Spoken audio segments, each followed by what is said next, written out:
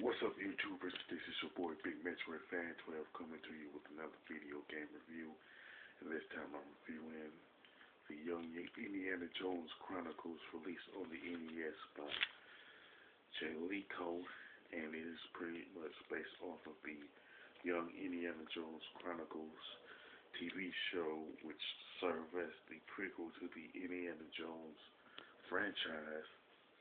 And the plot of the game is that Indiana Jones goes to Mexico for vacation while a civil war is going on in that particular country, and he goes and frees some prisoners who were captured by Pancho Villa, and they pretty much tell him about this particular relic, and he pretty much goes on a mission. He goes on a mission to find that and fight some enemies in the process. Now, the game pretty much has 5 stages in it, and each stage is divided up into sections. I believe it's like 6 or 7 stages per. I'll say sections per stage, and it really does depend on which stage you're on, as far as how many sections that you actually cover. Now, your default weapon in the game is the whip, since it's based off of the Indiana Jones movies. You know what I'm saying?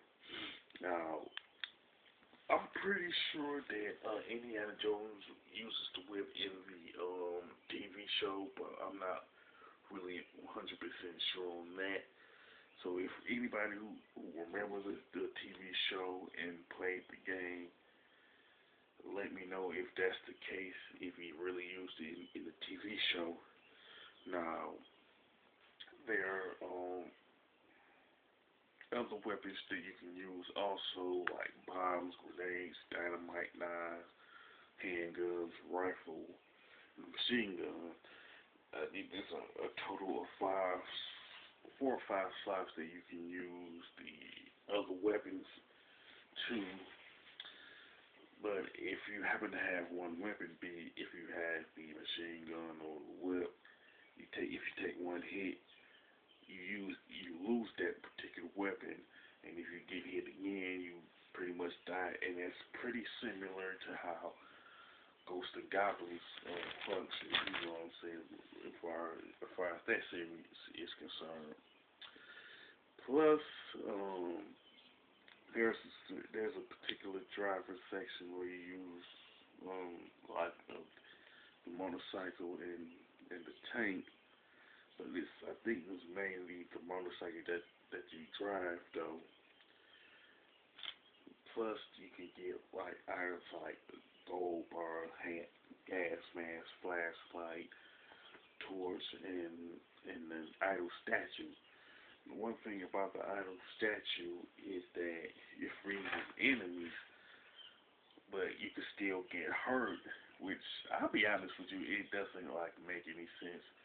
If you're going to have a particular item to freeze enemies, you shouldn't have those enemies still harm you while you got them frozen for a certain period of time, you know. Now, as far as the enemies, you do face different enemies like guard dogs, German soldiers, and tanks and stuff. And the hazards in the game consist of different stuff like acid drips, cactuses, and barbed wire, stuff like that. And of course, you will face some bosses, which some of them that you will fight are like Pancho Villa, a German Panzer tank, a German Tiger tank, and other bosses like that.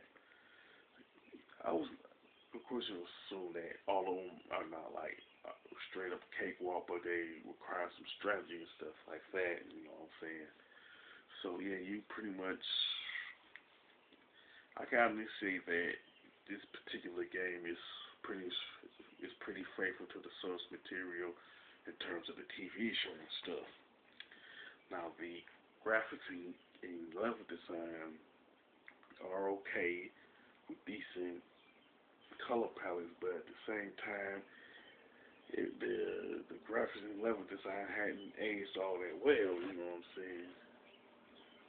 And the gameplay is simple and straightforward, and it is something that you would expect in a platformer on the NES, even though it hasn't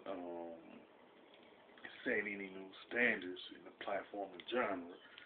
Now, and soundtrack is pretty decent, and I have no major problems or gripes with it. You know what I'm saying? I can say that the only flaws I do have with it is like it is on the challenging side, and it could have used a health meter instead of a two-hit thing like you find in Ghosts and Goblins. But other than that, the game is pretty good. It's pretty decent. You know what I'm saying? And I would definitely recommend it to anybody who is a retro gamer who happen to own NES, or any YouTuber who does let's plays on their channel and stuff. As far as the score, definitely give it an 8 out of 10. And because the flaws are minor at best, and it is pretty faithful to the source material when it comes to the TV show. Now, with that being said, if you like this particular game, in the Indiana Jones Chronicles for the NES, you can mention it in the comment section of the video. If you like my review of the Young Indiana Jones Chronicles on the NES, you can mention it in the comment section. You can click the thumbs up button, and don't forget to subscribe. This is your boy Big Metroid Fan 12 signing off.